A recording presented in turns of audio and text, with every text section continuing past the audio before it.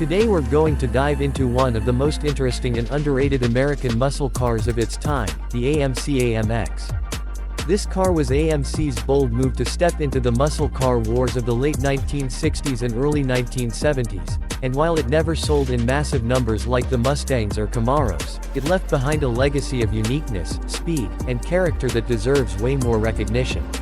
The AMX was a two-seater sports coupe that broke away from convention. It had a short wheelbase, aggressive styling, and some powerful V8 options that really let it compete with the big players of the era. When you see it today, it feels like a time capsule of American performance engineering with a personality all its own. On the outside, the AMC AMX looked like nothing else on the road when it was released in 1968. It shared a lot of its DNA with the Javelin, but AMC chopped the wheelbase down to just 97 inches, giving it proportions closer to a Corvette. The styling was sharp and muscular, with a long hood, short rear deck, and bold lines that gave it a squat, aggressive stance. Up front, you had a wide grille with dual headlights that made it look ready to take on the road. The hood often came with functional scoops or stripes that added to its muscle car presence. Moving to the side, the car's low, wide look really came through.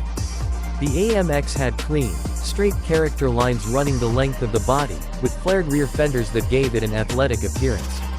It had big glass areas, chrome trim outlining the windows, and depending on the trim and year, you'd see everything from simple steel wheels to flashy mag wheels that screamed late 60s performance. At the rear, the AMX carried its sporty image with a short overhang and integrated taillights. It looked like it was built for speed even when parked. You could get it in wild colors too, like Big Bad Orange or Big Bad Green, which only added to its personality. The AMX wasn't trying to blend in, it wanted attention. Opening the door and stepping inside, you'll notice AMC put a lot of effort into giving the AMX an interior that matched its sporty mission. Unlike most muscle cars of the time, this was a strict two-seater. There was no cramped back seat pretending to be usable, just two bucket seats, a center console, and a cabin focused on the driver. The dashboard had a straightforward but stylish design, with round gauges set deeply into the cluster, giving you easy visibility of speed, RPMs, and other vital information.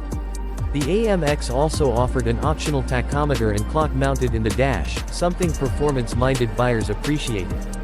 The seats themselves were fairly comfortable for the time, with good bolstering to keep you planted during spirited driving. AMC even offered leather upholstery in some trims, which gave the AMX a slightly more upscale feel compared to some of its competitors. The center console housed the shifter, whether you chose the manual or automatic transmission, and controls were kept within easy reach. One unique feature was the 1969 Craig 8-track player option, which made the AMX one of the first cars where you could plug in tapes and listen to music on the go. For the driver, the steering wheel was thin by modern standards but sporty enough, and visibility out of the cabin was surprisingly good thanks to the large windows.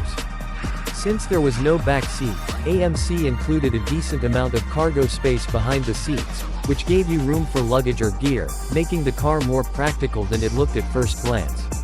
The cabin was simple but effective, everything was built to emphasize driving enjoyment. Now let's talk performance, because this is where the AMX really stood out. AMC offered several engines during its production run, and each one gave the car a different personality. The base engine in the early years was a 290 cubic inch V8, producing around 225 horsepower, which was decent but not earth-shattering. Most buyers stepped up to the 343 cubic inch V8 with 280 horsepower, which gave the AMX solid performance for the era. But the real star of the lineup was the 390 cubic inch V8, putting out 315 horsepower and a massive 425 pound-feet of torque.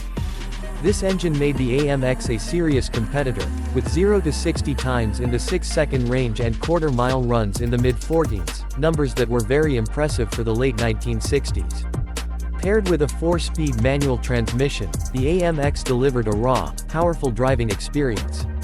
The car's short wheelbase made handling sharp and nimble compared to other muscle cars, though it also meant the ride could be a bit harsh and twitchy at high speeds.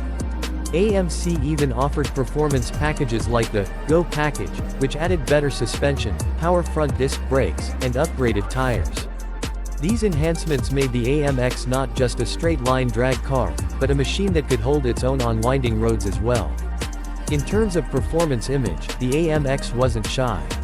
It set several speed and endurance records in its day, and AMC marketed it as a car that could stand toe-to-toe with Corvettes while costing significantly less.